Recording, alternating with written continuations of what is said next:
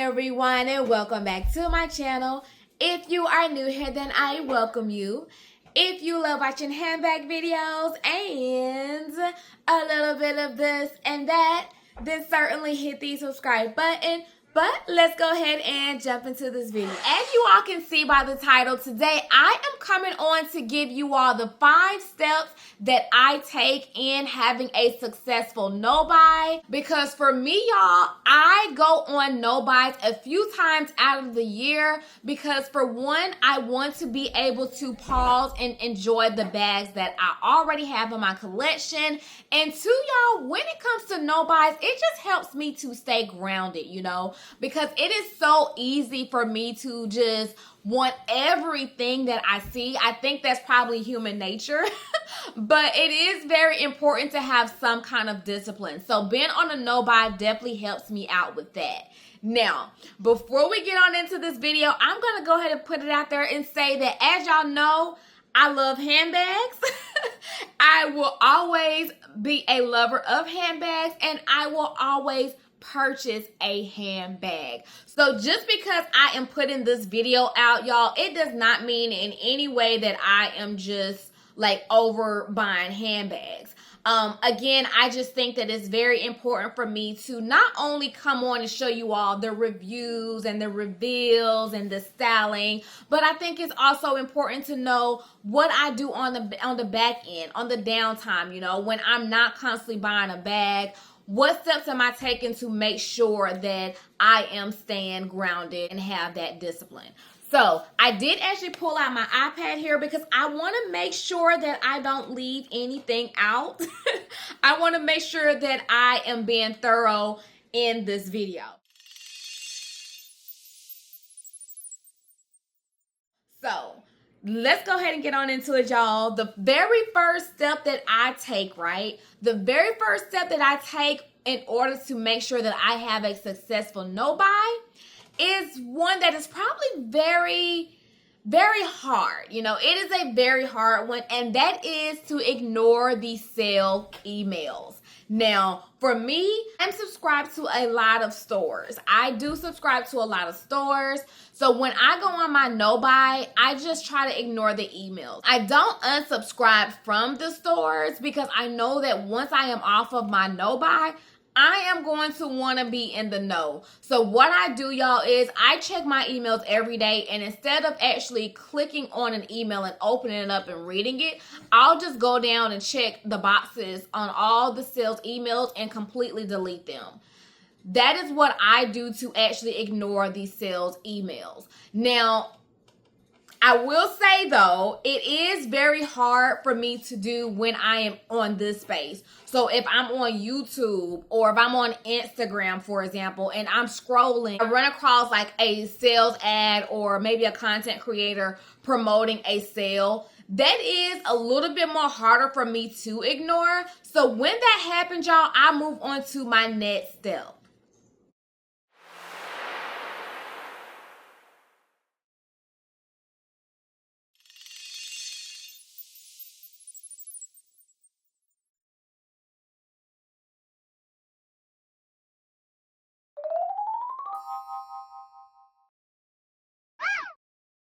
So the next step that I move on to, y'all, is asking myself the following. And that is, would I really want this item if I weren't on my no-buy? And why do I really want it? Most of the time, when I sit back and think about it, I always answer the first part of the question in a no form, because most of the time the reason why I want the item is because it is on sale and for a great deal. But when that is the case, then obviously I know for sure that I wasn't checking for the item in the first place.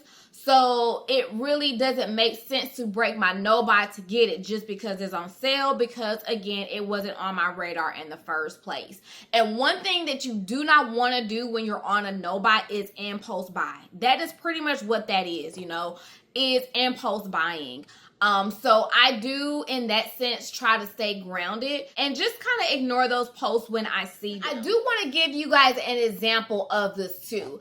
Recently, Brandon Blackwood, he decided to drop this warehouse sale, right? where he had pretty much almost all of his bags listed for $100. Yeah, you heard me right, y'all. He had most of the bags listed for $100.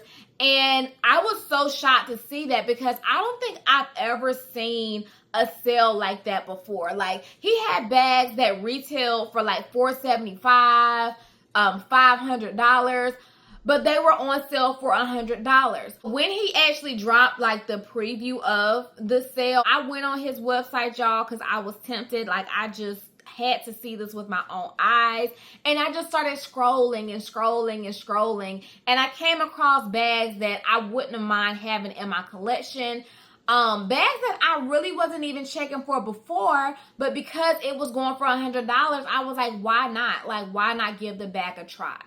So that was my mindset at first, but then again, I had to pause and ask myself, Monica, why do you really want these bags? Do you want them because you've been eyeing them and now you want to just go ahead and give them a try? Or are you wanting these bags because they are on sale and you're just probably impulse buying at this point? And again, after asking myself the question, I realized that I was impulse buying. And honestly, had those bags not been on sale, I probably wouldn't have even given them a second look. That question alone, y'all, has really helped me in making sure that I have a successful no buy.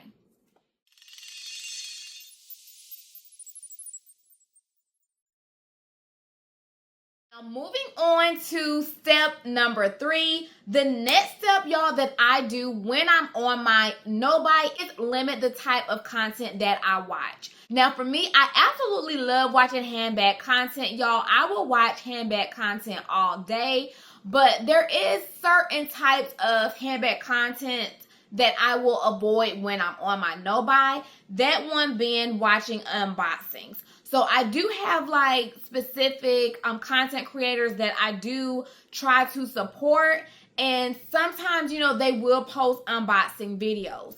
Now, instead of me watching that video during my no buy, I'll just add it to my watch later list. And then once I am off of my no buy, I'll go back and watch that content. That way I am actually still watching the content that I enjoy and also supporting that content creator as well. Now, although I do try to take all of these steps to avoid breaking a no buy, sometimes it's really just hard not to see something that I like. So that brings me to my next step that I take, y'all. When I actually come across a bag that I just feel like I absolutely need, and it could just be a bag that just catches my eye, you know, not even a bag that's on sale. It's just somehow popped up in my newsfeed on Facebook or Instagram or YouTube, and I want the bag, then this is the next step that I take, y'all.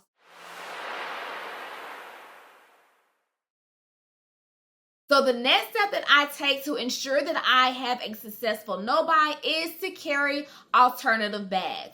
So for example, y'all, as you all know, Coach has really been dropping bombs on us, y'all. Like, Coach has really been bringing the heat. And it is so hard to avoid any kind of Coach content on YouTube or Instagram, I swear. Like, every time I look around, I'm seeing something from Coach. So recently, Coach actually brought out this new color called Dragon Fruit, right? And I know Just One Epsy had revealed a Coach Rogue in the Dragon Fruit color, and it was a tea rose. It was a tea rose bag. And y'all, no lie, when I saw that bag, my mouth dropped because number one, y'all know I love pink, and number two, that Dragon Fruit is actually my favorite shade of pink.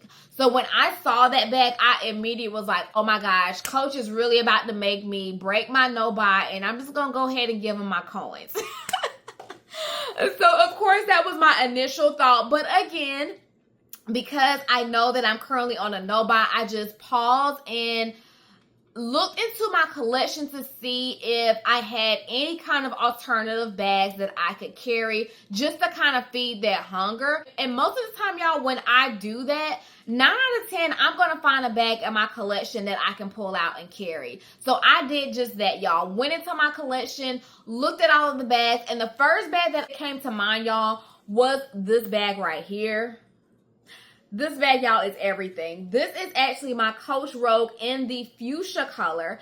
And although this bag does not have the T-rose on it or any of that, it is still the same size of that bag that Coach came out with.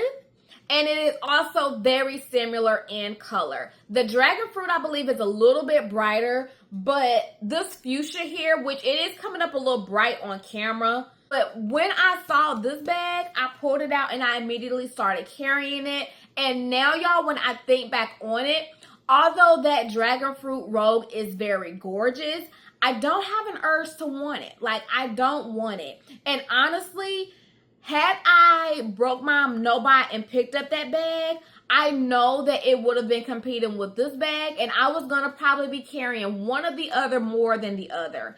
And at this point in my handbag journey, I do not need to be doing that. So, yeah, that's what I mean by, like, just going into your collection and finding, like, alternative bags to carry. So the very last step, y'all, that I take to make sure that I am having a successful no-buy is probably my favorite step out of all of the steps that I've mentioned to y'all so far. And that is rotating my bags often. So for me, y'all, most of the time I find myself switching out at least twice a week.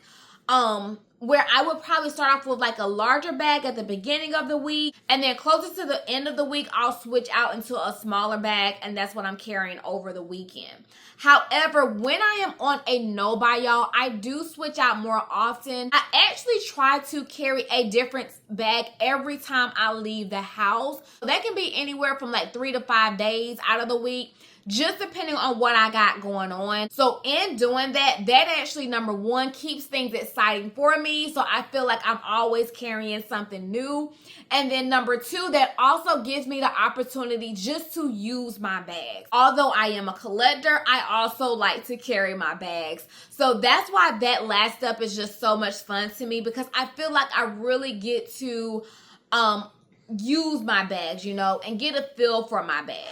So that is that, y'all. Those are the steps that I take to make sure that I have a successful no-buy.